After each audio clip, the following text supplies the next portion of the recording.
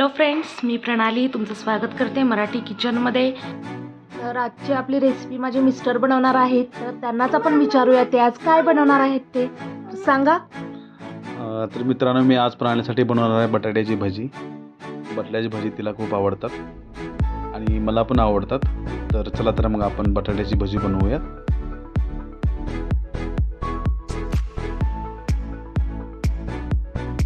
मित्रांनो आणि मैत्रिणींनो, आज आपण बनवणार आहोत बटाट्याची भाजी. त्यासाठी मी घेतलेले आहेत 2 बटाटो सोलून घेतलेले आहेत.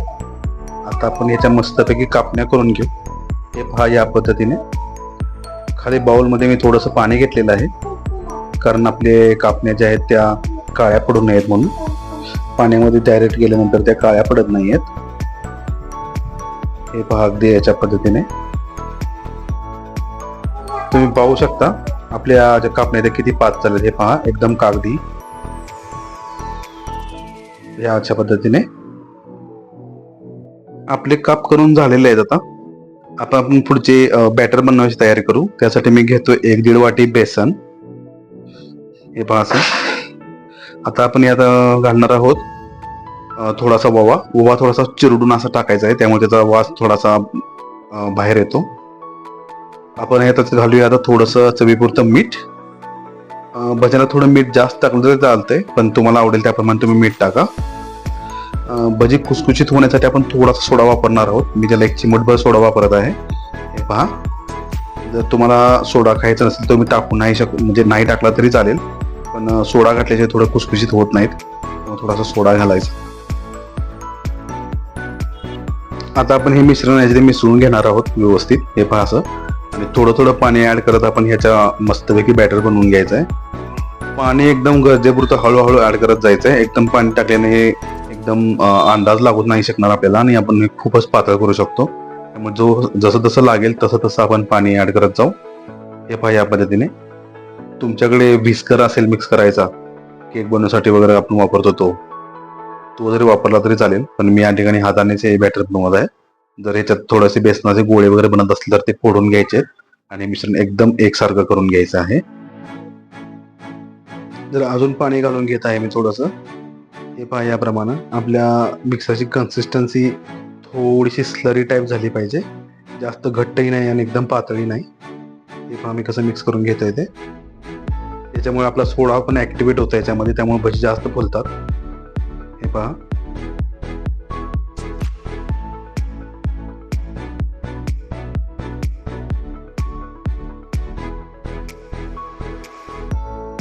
आता आपलं मिश्रण मस्तपैकी बॅटर तयार झालेलं आहे.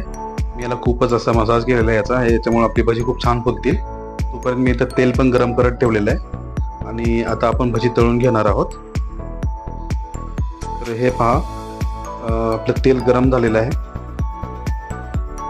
याच्यामध्ये आता मी थोडंसं बेसन टाकून हे चेक करणार आहे की आपले तेल किती गरम झालेलं आहे. असं जर आपली बुंदी जर फुगून वर आली तर ते आपलं तेल गरम झाले असं समजून जायचं. आपण भजी आपली मीडियम गॅसवर तळणार आहोत, त्यामुळे आपला गॅस मीडियमवर तुम्ही सेट करायचा आहे.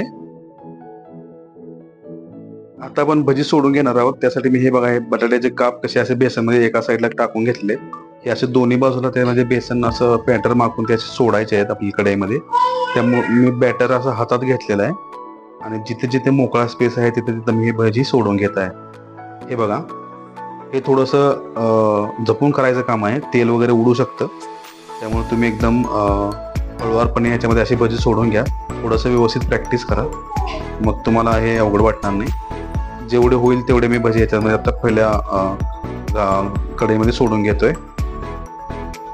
हे बघा, अशा पद्धतीनं. आता आपली भजी जी आहेत ती फुगलेली आहेत बघा किती छान. आता आपल्याला ही पलटून घ्यायची आहेत. चांगली लालसर होईपर्यंत दोन्ही बाजूनं भाजून घ्यायचे आहेत. हे पहा किती छान फुगलेले आहेत, खुसखुशीत एकदम दिसत आहेत. तुम्ही पाहू शकता. आता हे पहा, आपली भजी एकदम लालसर झालेली आहेत. आता आपण यांना काढून घेऊ शकतोय. यांना आता काढून घेतोय या स्टेजला. हे पहा कसे लालसर भाजलेले आहेत एकदम. अशा पद्धतीनेच तुम्हाला भाजायचे आहेत. खूपच खमंग असा वास येतोय भज्यांचा. या भज्यामध्ये आपण कोणताही मसाला वापरलेला नाही. एकदम साधी सिंपल भजी आहे ती आणि अशीच ही खूप छान लागतात. अशा पद्धतीनेच मी आता हे दुसरा लॉट पण टाकलेला आहे भज्यांचा. या पद्धतीने मी सगळी भजी भाजून घेणार आहे. हे पहा, एकदम मस्त असं हॉटेल सारखा वास येतो आणि तसेच दिसतात एकदम सेम टू सेम.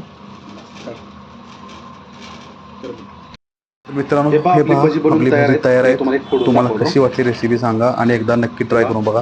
हे बघा कसं मस्त खमंग खुसखुशीत त्याचं कोटिंग झालेलं आहे आणि आतला बटाटो एकदम मस्त शिजलेला आहे. याला तुम्ही सॉस सोबत वगैरे मस्त पैकी वरून चाट मसाला टाकून खाऊ शकता. थँक्यू.